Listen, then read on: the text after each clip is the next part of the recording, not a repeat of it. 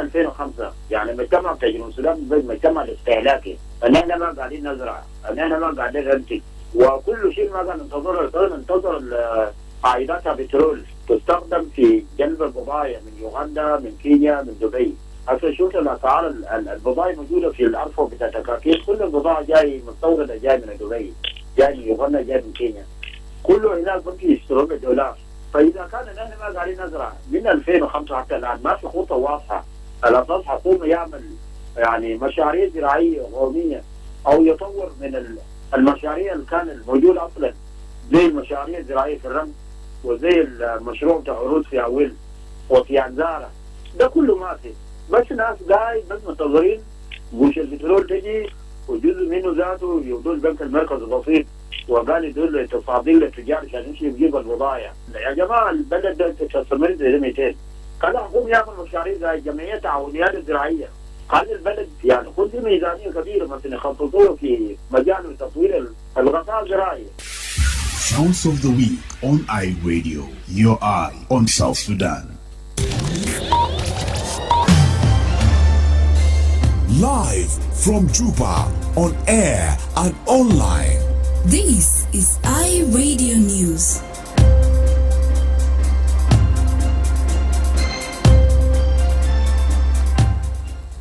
Hello, this is iRadio Afternoon News. First, here are the headlines. Civil society activist Henmon Yakani says parties to the 2018 peace deal will launch a joint national political dialogue on December 15th to address outstanding issues and accelerate peace implementation. Some lawmakers have called for the release of political detainees and urged the transitional government of national unity to prioritize dialogue and fully implement the 2018 peace deal. And the United Nations Development Programme UNDP and the University of Juba have launched a $1.5 million innovation pod aimed at boosting entrepreneurship and empowering youth economically in South Sudan. This is stories and more coming to you in this news bulletin with me, Wol Mapal, and now the news in detail. Civil society activist Edmond Yakani says parties to the 2018 peace deal will launch a joint national political dialogue on December 15th to address outstanding issues and accelerate peace implementation. Yakani, head of the civil society group Community Empowerment for Progress organization, said political leaders, including President Salva Kiir, have expressed openness to dialogue as a tool for resolving political differences. My colleague Emmanuel Joseph Akile files more. On behalf of the stakeholders and women mediators to the 2018 peace agreement, Yakani said the week-long dialogue will bring together signatory parties and stakeholders to find common ground on pending tasks. He added that consultations have already taken place with all signatory parties and welcomed direct engagements between political leaders to build consensus ahead of the talks.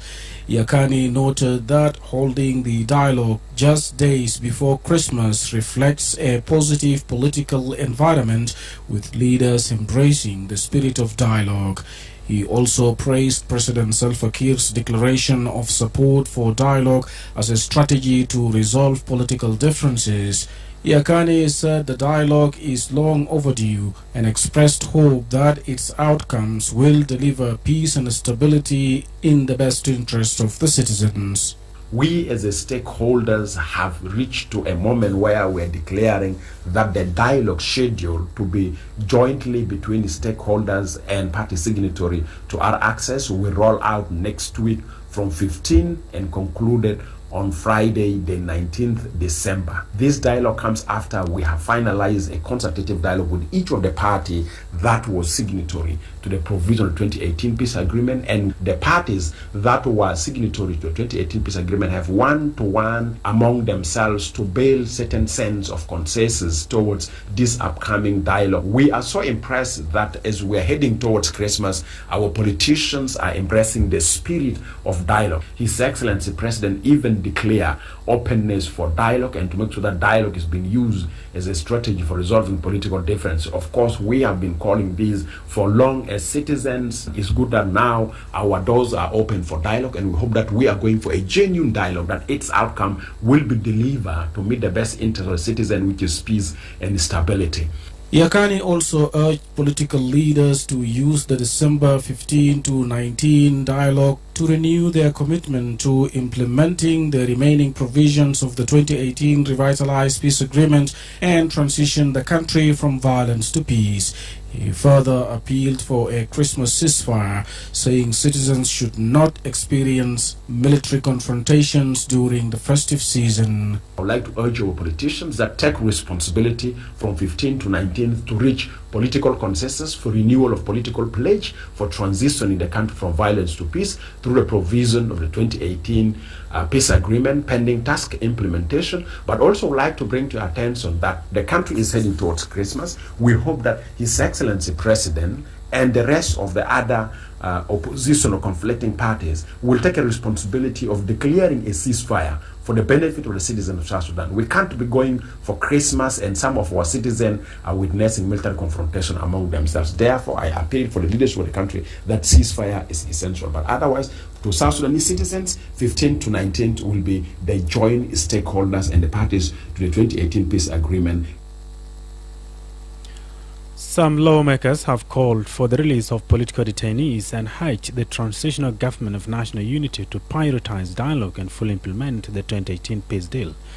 The remarks were made during the presentation of the quarterly report by the peace monitoring body, the reconstituted Joint Monitoring and Evaluation Commission, RJMEC, at Parliament yesterday. Mary Nyirkir Lorjok of the SPLM representing Fanga County in Jonglei State welcomed the report, describing it as comprehensive and inclusive. She stressed that a sustained ceasefire and continued dialogue remain central to achieving durable peace. She called on the transitional government to release political detainees, pursue dialogue in good faith, and accelerate implementation of the revitalized peace agreement. Lord Jock also reiterated the need for leaders to complete outstanding tasks, including the unification of forces. Right Honorable Speaker, as a woman of this nation, we are mothers. We are the one born these men who are being the leaders today.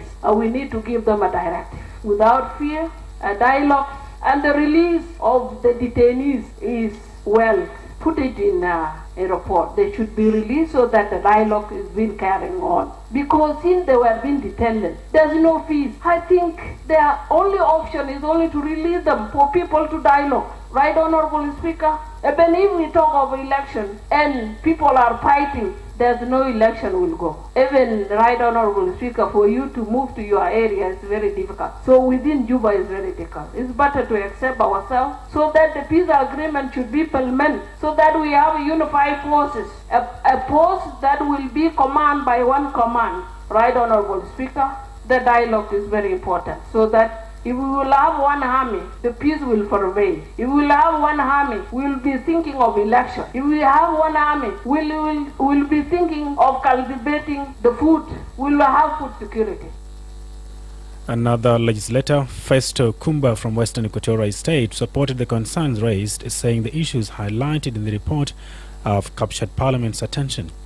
He argued that full implementation of the 2018 peace accord remains the only credible path toward a democratic and peaceful nation, warning that continued political turmoil will impede governance and disrupt state affairs. As pointed out by the Lady Honorable the other side, she drew our attention to the importance of implementing this peace agreement, because without there's nothing we can do. We will continue disrupting everything in the country, and therefore we will not move ahead. So the peace, as we signed it in 2018, is a priority, and it is surprising that it looks like we don't have the political will to implement the peace when we listen to the reports of the committee and even of Adjaman. Why are we not having the political will to implement this peace in letter so that we come back to peace in our country? What's going on? Right Honorable Speaker, I think the National Assembly has the obligation to oblige the executive to implement the peace. However, SPLM MP Daniel Abocha Hali challenged the calls for the release of detainees. He argued that the arrest of individuals affiliated with certain political groups does not constitute a major violation of the peace agreement. According to him, Those detained face charges based on alleged criminal acts, and he called on the judiciary to expedite their cases to ensure swift and fair legal processes. The RSS is composed of many political parties. It is not individuals. So those who are in the court are individuals. So cases of individuals cannot stop implementation of peace agreement. So the report has to be discussed. That's one. Number two, we are talking about violation of peace agreement and peace implementation and dialogue. Now, in the report here, I want to correct something. Instead of calling for the release of those who have been detained, the committee should have called for the government to expedite the court process so that those who have committed crimes are tried. Instead of calling for their release, why do you release somebody who has committed a crime? Elsewhere, the United Nations Development Programme UNDP and the University of Juba have launched a $1.5 million innovation port aimed at boosting entrepreneurship and empowering youth economically in South Sudan. The initiative is part of a collaboration between UNDP and the University of Juba to foster youth-led innovation and support young people in developing solutions to real-world challenges. The UNDP resident representative Mohammed Abchir said the port is designed to gradually transition the country toward a development-focused future by using innovation to advance South Sudanese socio-economic growth. UNDP made a determination that South Sudan will not be left behind, and we must be deliberate to invest in innovation in South Sudan and work in close partnership with the University of Juba, and be bold enough to dream of setting up such an investment and move from ideas to proof of concept. Abchir said the University of Juba Innovation Port will provide a creative space where students, faculty and entrepreneurs can collaborate, experiment and develop practical solutions. The facility is equipped with modern industrial equipment for metal work, woodwork, agriculture, textiles and fabrics, electrical and electronic systems, audiovisual systems, green technology and laser cutting. He added that successful innovation requires an ecosystem where government, academia, civil society, the private sector, financiers, and development partners work together, combining strategic, technical, financial, and market expertise. This is iRadio News. A human rights defender has urged families to reduce high bride prices, warning that the practice can fuel gender-based violence by treating women as commodities in dowry transactions. Betty Thomas, Executive Director of St. Clare House for Children, said some customary laws need to be reviewed to ensure bride prices are lowered. She argued that reducing bride prices will help families prosper and promote respect for women and girls. Betty also stressed that women should be allowed to voice their opinions in marriage matters, saying it is their right to have a say. She spoke on iRadio's Dawn Show today in commemoration of Human Rights Day. Kalam tazawaj de wo kalam de siyasa pesa fatarujal yani inaje umahat anendu binia lela binia de ligolo rajil jibu fi bet ita binadi gurush de wele kanabgar ta binadi bara min gonun yala iris de bukunte gil ita marf gali binia de giregen fi bet de kamander musada u binia de kaman fi safa tarajil to de kan haja hasil fi beta mara de lisa mun jaba kanu usra wahid mun bisadu badun ma fi dayata bishilu mali ketiri san biende karafi bedde ma bodilo ihtiram bistamilo je haja lo derik ba kanu haja biu min mahal jibule mahal o ma kwesina suya kenna gero kalamata sunu kalamata zawajde. Campaigners against gender-based violence are calling for a collaborative approach to end sexual violence in the country, warning that the violence remains a taboo in many communities. Speaking on Sundown Show yesterday, Salume Kwaje, a sexual violence specialist at the International Committee of the Red Cross, said combating sexual violence requires coordinated efforts from all stakeholders. She noted that sexual violence is considered a taboo in many communities, leading to intense stigma for survivors. She added that the aftermath of sexual violence deeply affects survivors' mental health and social relationships. sexual violence is like a taboo in most of our communities. So you find because of the taboo or because of the perception in the community, survivors will suffer stigma. So you'll find people are gossiping about you. Everywhere you pass someone, people might be talking about you. So you find that as a result, this survivor will develop psychological challenges, will have suicidal thoughts, will live in fear, will have shame, and even will have those feelings of guilt. Even you'll find that socially, this survivor will not associate with other people. They will try to isolate themselves. Even you find in most of our cultures, if the husband finds out maybe the wife has been raped, it can cause even divorce. It can cause rejection.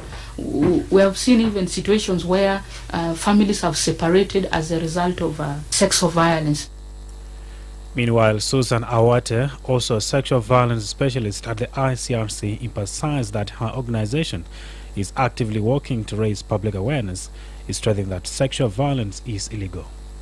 Sexual violence is illegal in the country. Once you got a perpetrator, you're supposed to go to the prison for 14 years and you're liable for a fine. So we also remind the parties to the conflict about these laws, and we also urge them to respect the international humanitarian law, including the international human rights law that says sexual violence is a crime of war against human rights. So we always remind them in our prevention work through trainings, awareness, through our meetings, and then with the police we also remind them about the domestic law, the issue of the mandatory reporting. We understand that this also affects survivors to access the life-saving services, more especially the medical care within the 72 hours.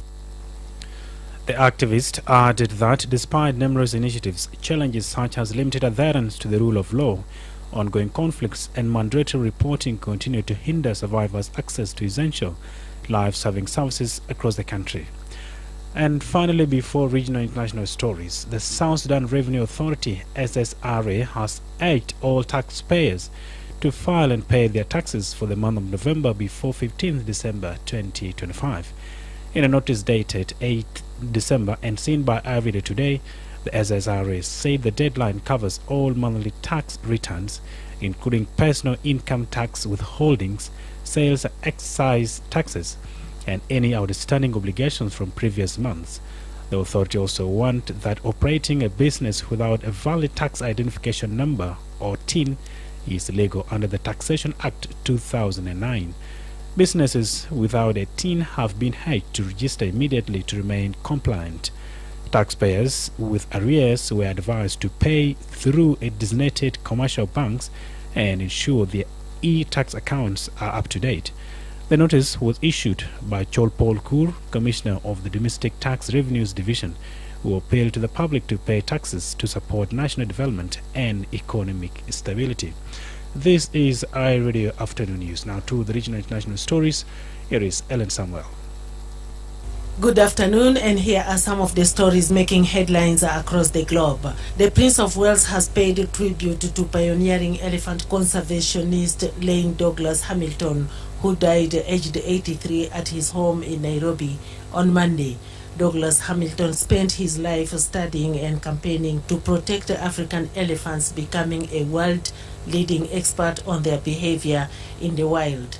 His groundbreaking research exposed the devastating effects of poaching, often at great risk to his own safety, and was instrumental in the banning of the international ivory trade. Prince William praised the zoologist as a man who dedicated his life to conservation and whose life's work leaves lasting impact on our appreciation for and understanding of elephants.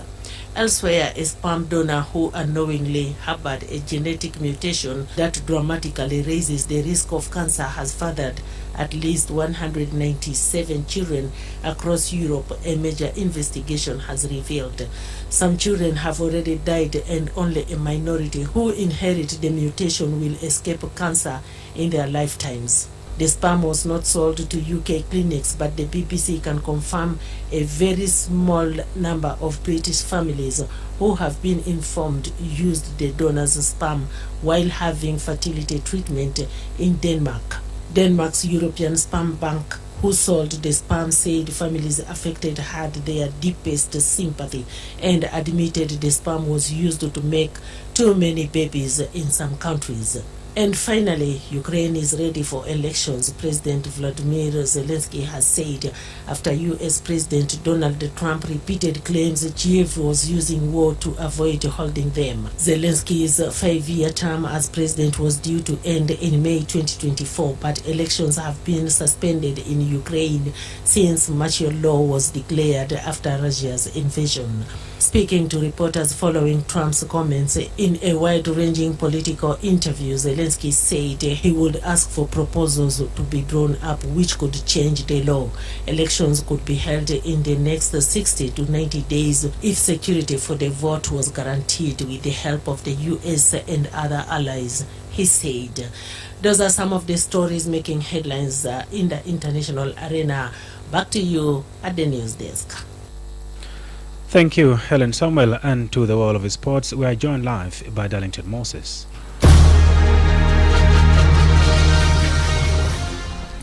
Thank you so much, Wol Mapal. In the world of sports, starting with home news, in a postponed match of the South Sudan Premier League, Juba Jamus secured an important 1-0 victory over Al Malakia in a fixture played yesterday as part of Week 9. With this win, Jamus raised their tally to 26 points, moving into second place while still having a game in hand.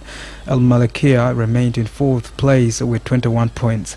In today's fixtures, a strong clash will take place in the South Sudan Premier League as Qatar, currently second with 26 points, faces Holy Family, who sit fifth with 20 points.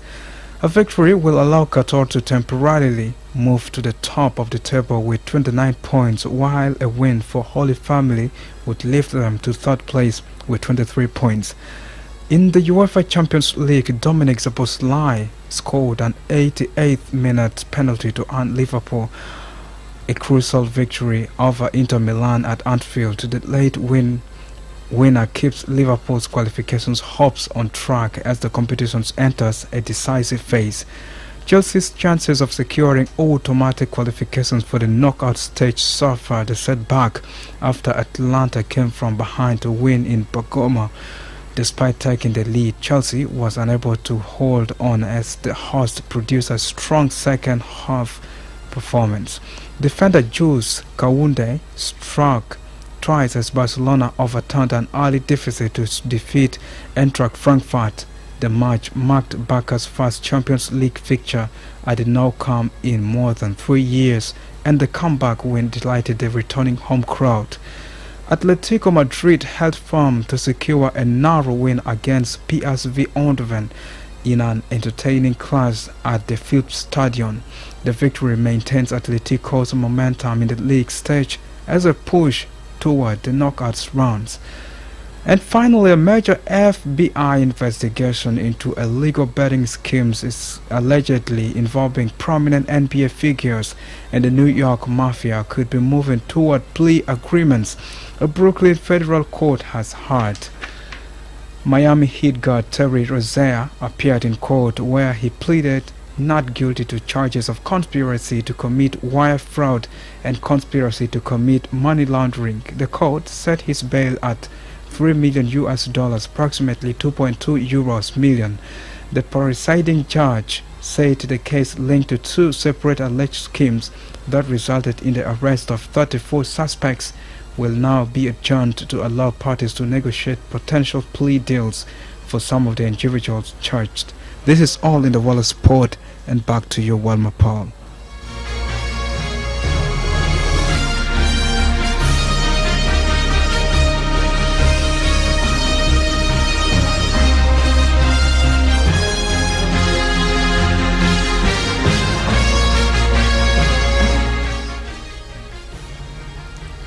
Thank you so much, Darlington Moses. And to end this bulletin, here is a quick recover headlines once again.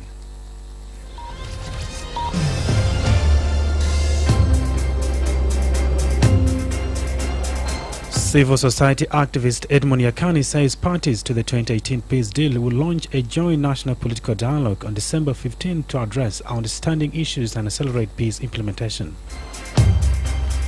Some lawmakers have called for the release of political detainees and urged the Transitional Government of National Unity to prioritize dialogue and fully implement the 2018 peace deal.